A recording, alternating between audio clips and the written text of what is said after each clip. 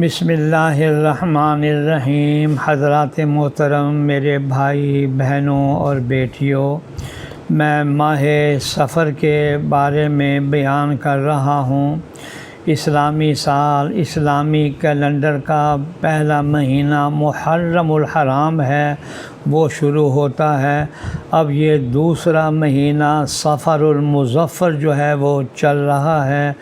اس کے بارے میں بہت ساری باتیں میں نے ذکر کیا تھا کہ بعض لوگ یہ سمجھتے ہیں یہ مصیبتوں والا، پریشانیوں والا، آفتوں والا، نحوست والا مہینہ ہے۔ میں نے بخاری شریف کی روایت آپ کو سنائی تھی کہ قرآن کریم کے بعد اصح الکتب بعد کتاب اللہ البخاری، قرآن کریم کے بعد سب سے صحیح ترین کتاب جس پر امت کا اجماع ہے وہ صحیح بخاری ہے۔ اور میں نے سنایا تھا کہ حضرت صلی اللہ علیہ وسلم کا ارشاد عالی لا عدوى ولا سفر ولا حامہ، یعنی اللہ کے حکم کے بغیر ایک شخص کی بھی بیماری دوسرے کو خود بخود لگ جانے کا عقیدہ۔ اور پھر سب سے جو بڑی بات جو میں بیان کرتا ہوں، فرمایا ماہ سفر کو نحوست کا یہ عقیدہ جو ہے اس کی کوئی حقیقت نہیں، یہ سب بے حقیقت باتیں ہیں۔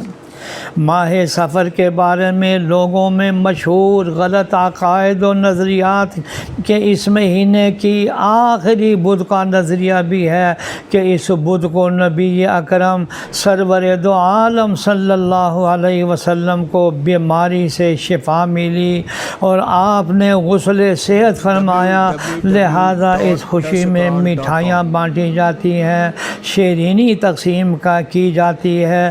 بہت سے علاقے میں تو اس دن خوشی میں روزہ بھی رکھا جاتا ہے اور خاص طریقے سے نماز بھی پڑھی جاتی ہے، حالانکہ یہ بالکل خلاف حقیقت اور خلاف واقعہ بات ہے۔ اس دن تو نبی اکرم صلی اللہ علیہ وسلم کے مرض وفات کی ابتدا ہوئی تھی، نہ کہ مرض کی انتہا اور شفا۔ یہ افواہ اور جھوٹی خبر دراصل یہودیوں کی طرف سے آپ کی مخالفت میں آپ کے بیمار ہونے کی خوشی میں پھیلائی گئی تھی اور مٹھائیاں تقسیم کی گئی تھی۔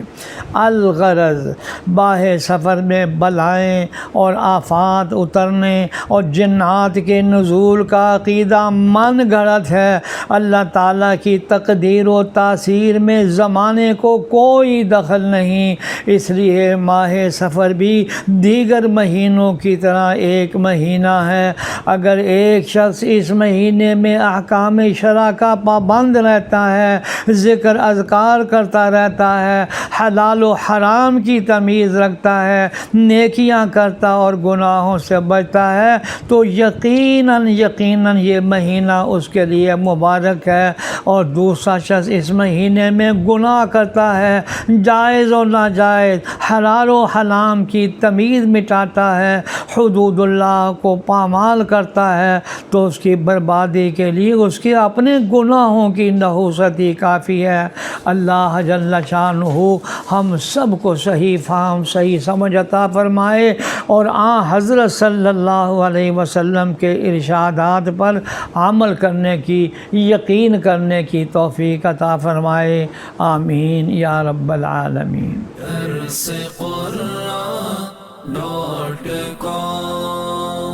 www.darsequran.com